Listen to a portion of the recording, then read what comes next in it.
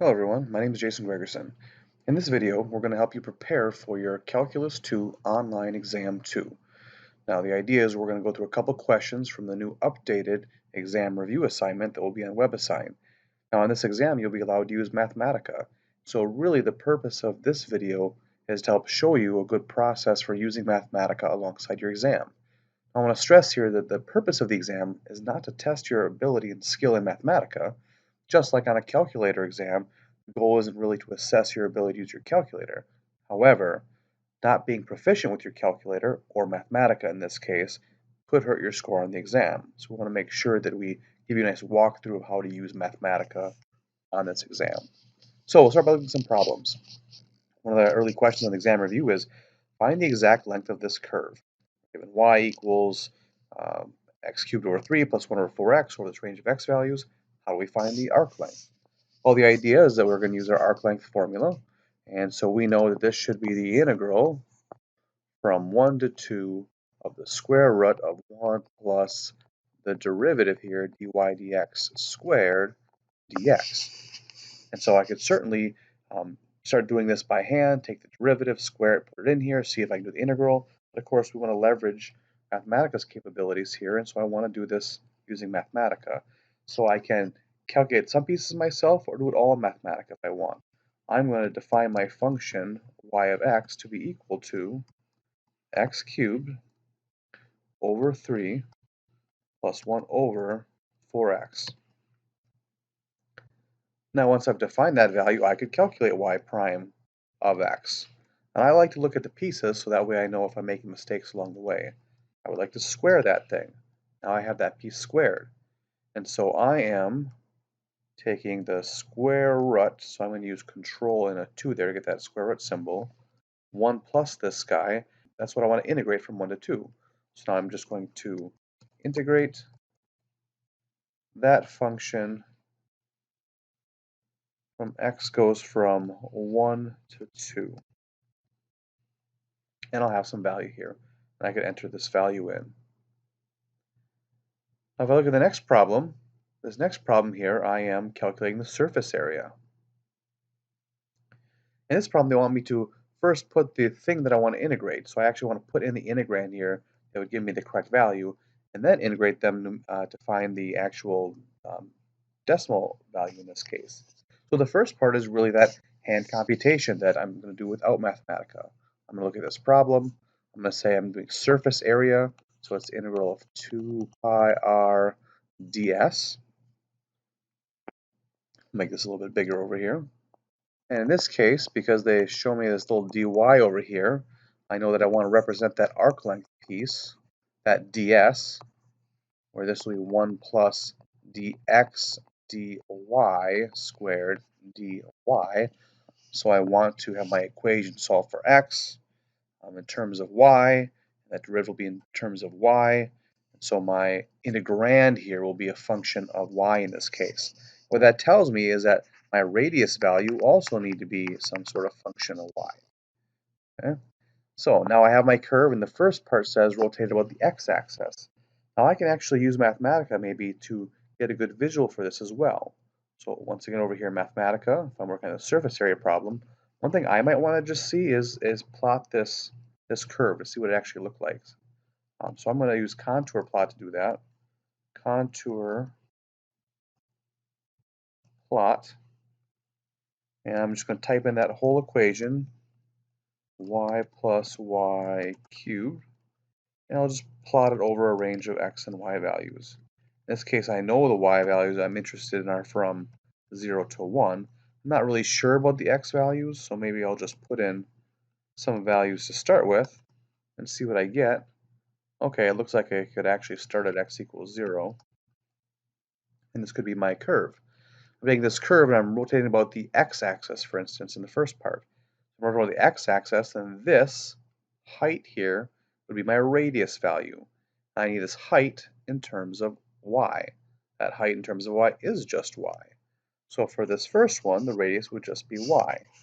And my integral would be the integral of 2 pi y square root of 1 plus that derivative. integrating from 0 to 1. Now I can just enter in this piece just like I did in the last one, where I could type in x equals this other stuff, take the derivative, square it, just like I did in the previous problem. And in fact, if I want, I could maybe copy that command even and put down here if I wanted to save myself some typing space. Now the one other thing though is in the next part it says, evaluate the surface areas correct to 4 decimal places. Whereas up here in my last problem, I just got this fraction as a result. I could certainly put a decimal in and get a decimal out, but the other way I could do this is using n-integrate. And that can be very useful for these arc length and surface area problems, as some of the integrals turn out pretty complicated. Now if I use n-integrate and run it, I'll get that decimal output. I do want to be careful though. In this case, I said they wanted 4 decimal places, and for this specific integral, I do have enough. But sometimes I might not have enough.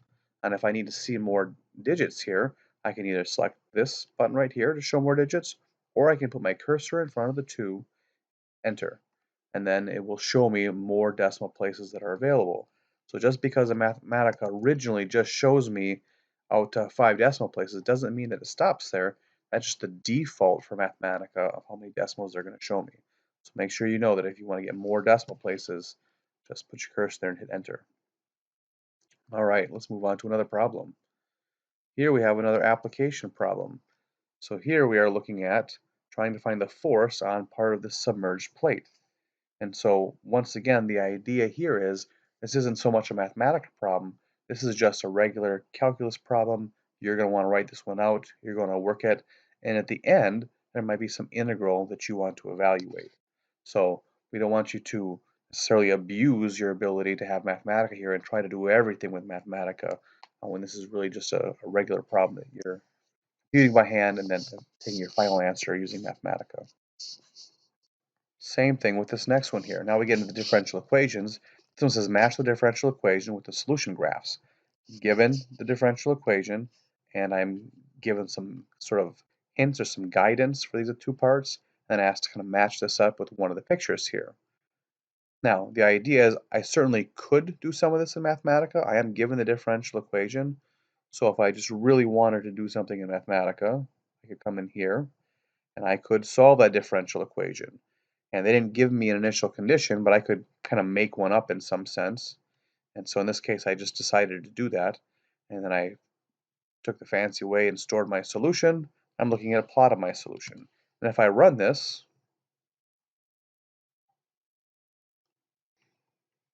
and I just ran this and I see a whole bunch of error messages. And if this is the exam, I might be like, oh no, what am I doing here?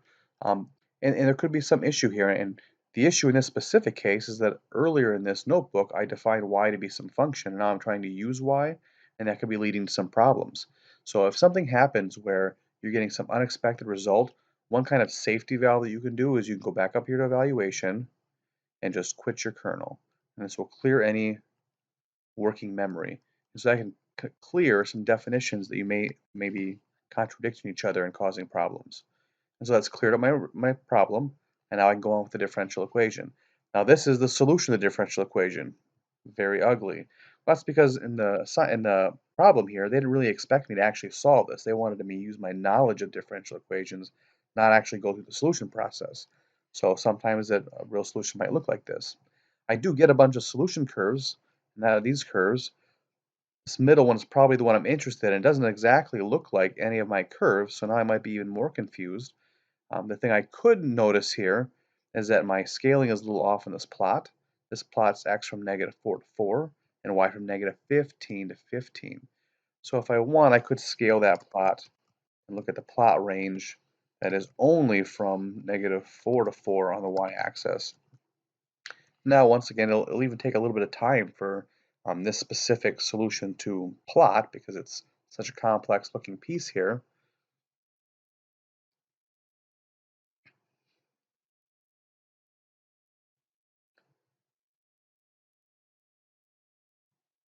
And when it finally does, now maybe I can see the solution curve is probably this 3 here. But all that is, in my mind, sort of maybe an abuse of Mathematica. That's not really the goal here, and it actually took a lot of time to go through that process. What I want to do instead is just look at the question. Say, what are they trying to get to here? They're given a differential equation. Y prime is equal to this stuff. So that equation really defines the slope at all the different points on the solution curve. And so they're saying here that this is, and if I hit this drop down, I have options like less than or equal to, or greater than or equal to. And this value is always going to be greater than or equal to 1. And why is that? Well, any value for x or y, if I'm squaring it, I'm going to end up with a positive number. And if I add up these positive numbers to 1, I could either get 1 if they're both 0 or something bigger than 1. So it says basically the slope is always bigger than or equal to 1. So that automatically eliminates this case. And then the next one says, and y prime tends to what as x goes to infinity? Well, as x gets bigger and bigger and bigger, y prime also tends to infinity.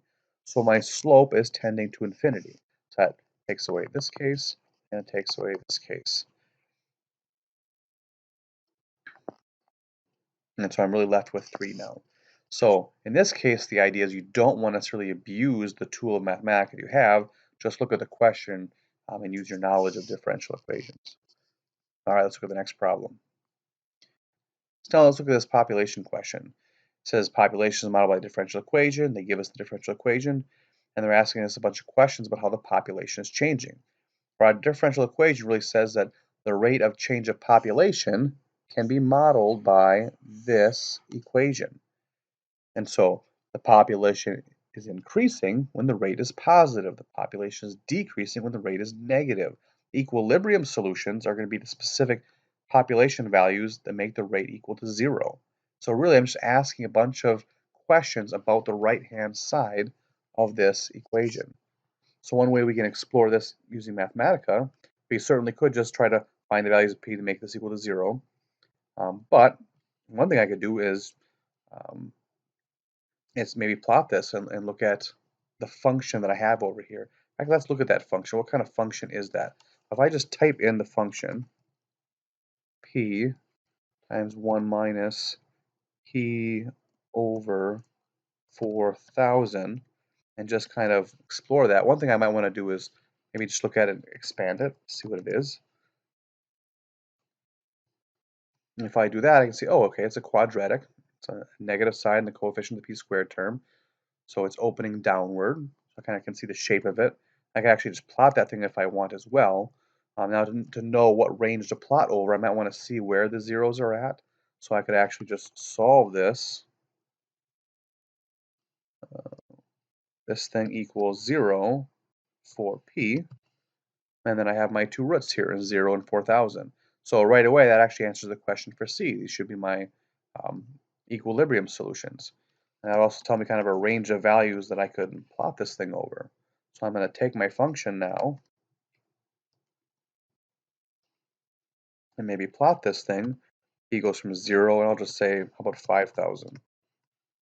5,000. And so really parts A and B are saying, where is this thing positive and where is this thing negative? Well, it looks like it's positive from 0 to 4,000.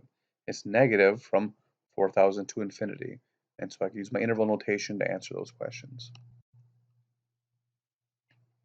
Next, an Euler's problem.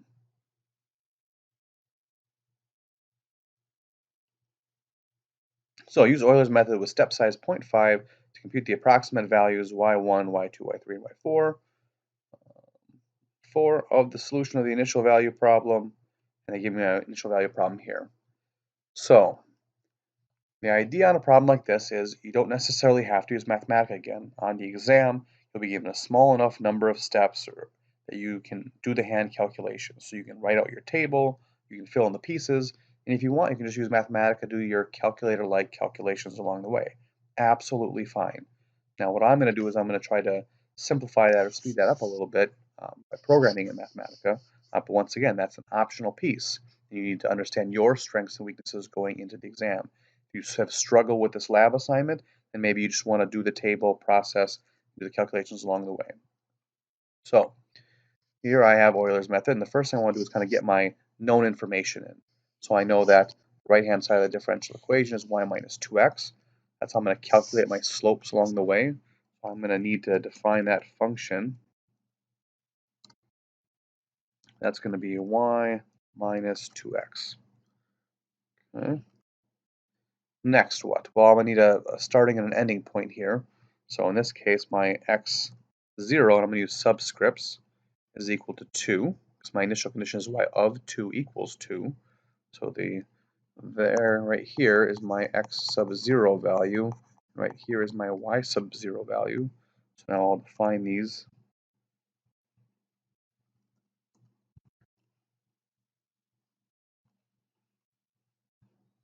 And then I need to know the number of steps I want to take or the step size, and they tell me the step size is 0.5. So I'm going to say h is equal to 0.5. So these are all my initial values. I'm going to define those. Now I have my two equations. So here are my two equations that drive Euler's. How I find x1 and y1 given x0 or y0. And so one thing I could do is I could just type these in to find that next point if I wanted to. And I could certainly take these and run this. So I can show both of those and see what that next point. I started at 2, 2. My next point would be 2.5 and 1. And it's not a bad idea to look at this and do the hand calculation maybe for 1 point just to make sure everything is working correctly. And so now the idea is I just want to repeat this process, but I want this x1 and y1 to be this next point. So I can certainly just add one more line after this that says let x0 and y0 be equal to x1, comma, y1. And if I do that, now it's kind of reinitializing this after the block. So first I calculate x1 and y1, and then I store that to x0, y0. And if I reran that cell then, I could see my next point, and my next point, and my next point, and so on. And in this way I could kind of just rerun the cell over and over again to find my next points. So what would my actual values be? I'll rerun my initialization cell. Then what would x1 and y1 be? It'd be 2.5 and 1. So that would tell me my y1 value would be 1. If I ran it again, I would have 3 and negative 1. So negative 1 would be my y2 value. And I could run it again. So I have negative 4.5. Come back over here, run it again. Negative 10.5, 10.25. And so that's certainly one way I could go through this process. Now another way I could go through that process is to do that all at once. I'm just going to put a comma there and put these both on one line because they're really kind of a series of points. I'm going to rerun my initialization cell to kind of start over. And I'm just going to, instead of manually going through that, what I really want is that if I start at xi, and then I'll be looking for my I plus 1 value. And same thing over here. I change the 1s to I plus 1s and the 0s to i's. I have kind of the general formula for Euler's. And really, I just want to build a list of these guys. So I'll use the table command and let I go from 0 to however many of these I want. In this case, it looks like I want to get to 4. I think I only need to go to I equals 3 to generate the x and y sub 4s. Then I'll close my command and run this, and then I have my full list of points that we've already seen here. So I can generate all those points at once. Once again, you can program it. If you're fast at this will save you some time, but you certainly can do the hand computations, and that is okay on the exam as well. You just use Mathematica to do your calculator-like calculations. All right, moving on, we have a circuits problem. So we have the circuits problem, and we have this word problem. We don't want you to be scared of the word problem. Set up, it talks about all the different pieces. It talks about our physical law here that generates this equation. Then we give you this relationship here, and it generates this equation. But in the end, this last piece is really just a first order differential equation. And then they're going to tell us what the resistance value is, that is our R. They're going to tell us what the capacitance is, that is our C. And they're going to tell you what the constant voltage is, that is our E. And if we just put those values in, the net result is 10 dq dt plus 1 over 1/10, which will be 10 q is equal to 70, which I could then once again simplify to dq dt plus q equals 7. So this is essentially our differential equation. And once we know that, we can answer all the questions they're going to ask us about this. They might ask us questions about the slope field. If they ask us a slope field question, I could just plot that in Mathematica using that form. They might ask us an equilibrium solution question. Well, q equals 7 will give me that equilibrium solution. They may ask us to solve that. We could certainly solve that by hand using separation of variables, but I could also throw that in Mathematica and desolve that now as well. So in this case, we just have q prime of t is equal to 7 minus q of t. Once again, make sure you're using the double equal sign for desolve. Make sure every time you use your dependent variable, you're explicitly writing as a function of your independent variable. And I'll put q of t, comma t, and I'll have my solution here. I can store that solution and answer questions with that as well.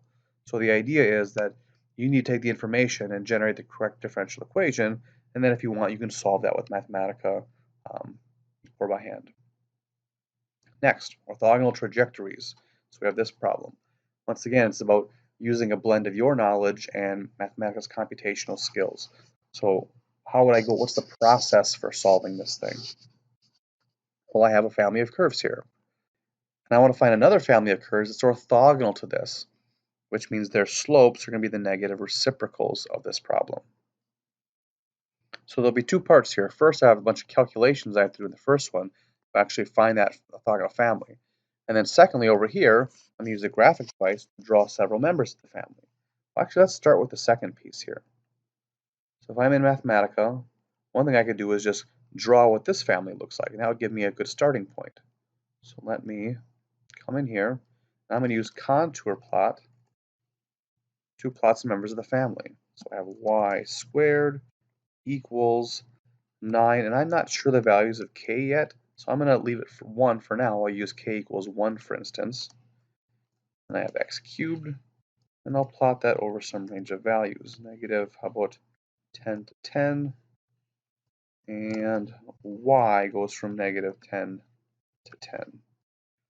And so I have this curve. And don't worry so much about this little kind of wiggly area. That's just a process of drawing this contour plot in Mathematica as it's sampling some points.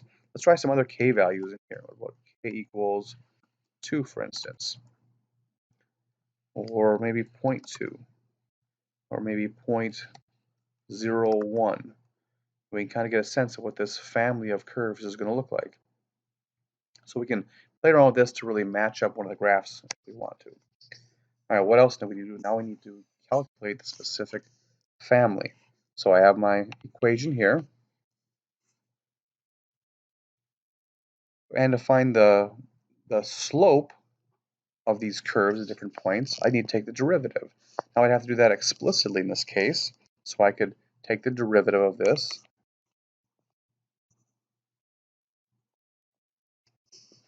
to get some expression. I have to be careful here. If I did this, the derivative of y squared with respect to x, because y is a function of x, would be 2y times the derivative of y, that's that implicit differentiation, is equal to 9k times the derivative of x cubed, which would be 3x squared.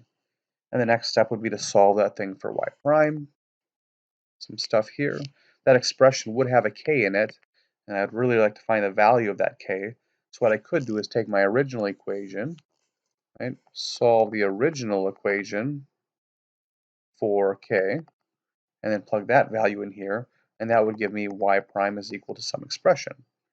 And I would know the slope of the solution curve at different points. Then what I want to do is I'd find another family where the slope would be the negative reciprocal of this. And then I'd want to solve this differential equation to actually find the expression for that family of curves. So we kind of have this roadmap because we know how to solve the problem. Now what I want to do is leverage Mathematica to do some of the computations along the way. So what does this look like? Well, let's look at the start here. First step was take the derivative of that equation. I can take the derivative using the d command. And in this case, I want to explicitly say that y is a function of x squared, and then I have equals 9 times k times x cubed. I'm taking the derivative of this with respect to x. And we see in here that Mathematica does my implicit differentiation. There's my y prime term. And now what did we do over here? Well, we solved for y prime.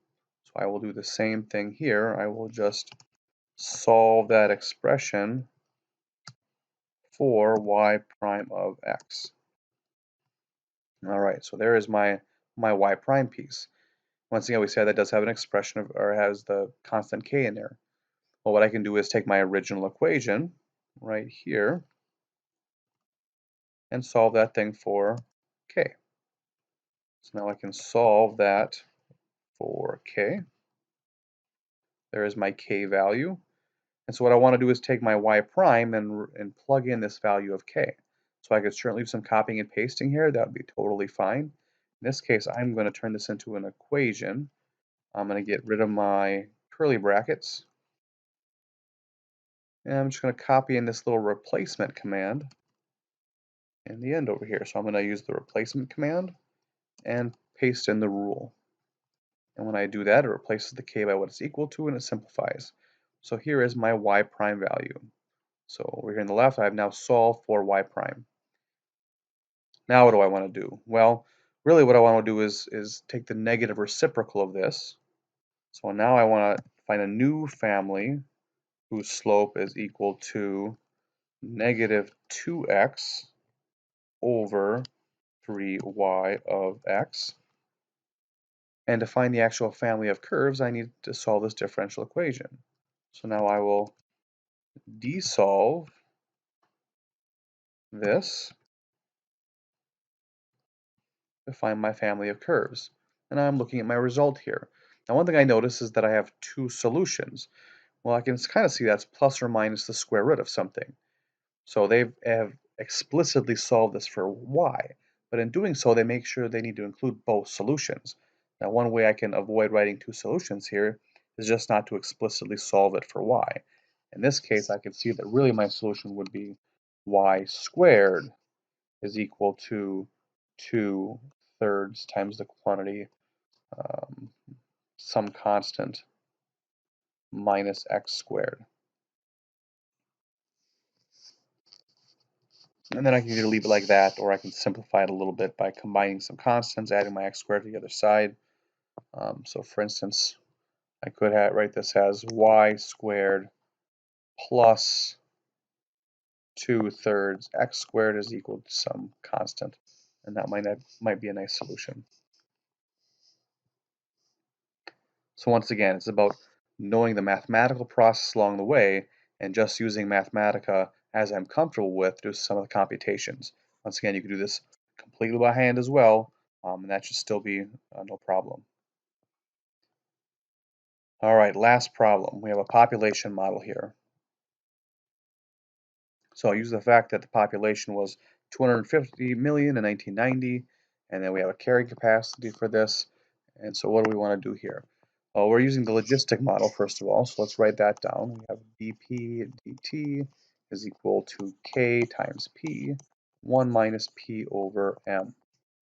In this case, they're telling us the carrying capacity is 3,750, and that's in millions. That unit's in millions. When they tell us that there's 250 million in 1990, that's telling us that p of 0 is 250 in millions. So my first initial value here. And they want us to solve this differential equation for p. So when different Mathematica, my equation is p prime of t equal to k of p of t. Make sure that we're writing p of t every time we use p, times the quantity 1 minus p of t over m. And m in this case is 3,750. Once again, that unit is in millions. So there's my differential equation. I'm going to desolve this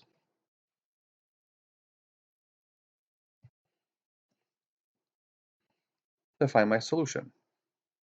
Now actually in this case, it looks like they gave me an initial condition, so I also want to throw that in there as well.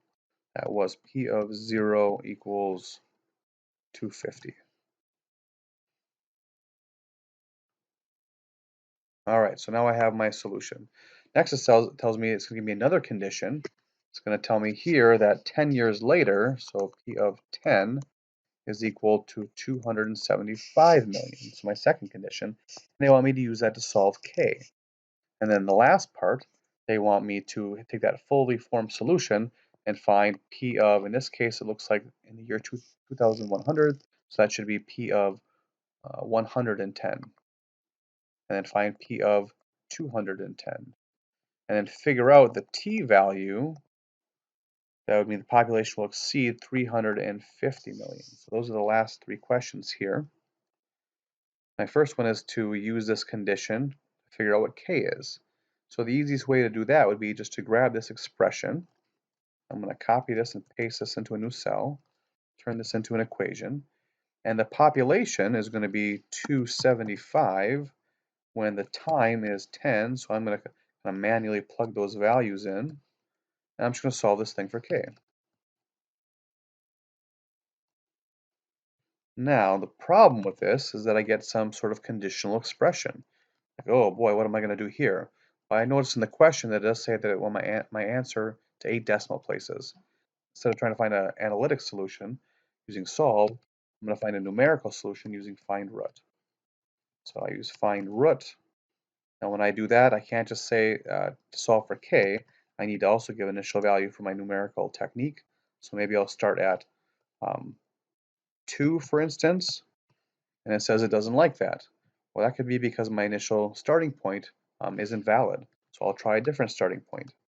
And then sure enough, I get this numerical value. And maybe I'm a little nervous about that. I could play around with some other values. I see that's not changing. That certainly makes me feel better. So now I have my value of k here. It says 8 decimal places. I'm showing 7 decimal places. Once again, I put my cursor here, hit enter. I can see more decimal places. Now I have that full value of k here. All right, what I'm going to do is I'm going to store that value as k. There is k. Now that I have that stored value of k, that means my solution is now fully formed. So if I paste this in, I could really make this a function of t now with my new stored value of k, and this should represent my solution. And now if I want to answer my other questions, I can find out what p of 110 is. Looks like it's 677. I can find out what p of 210 is. Looks like it's 1427. And if I want to answer the last question, find the t value here. It gives me a population of 350 in million. Then I would just solve this for this t value. So I get 35.666. So it looks like it would take 36 years to exceed that population. All right, so there I've used kind of Mathematica to do some of those computational steps. All right, that concludes this video. Thank you.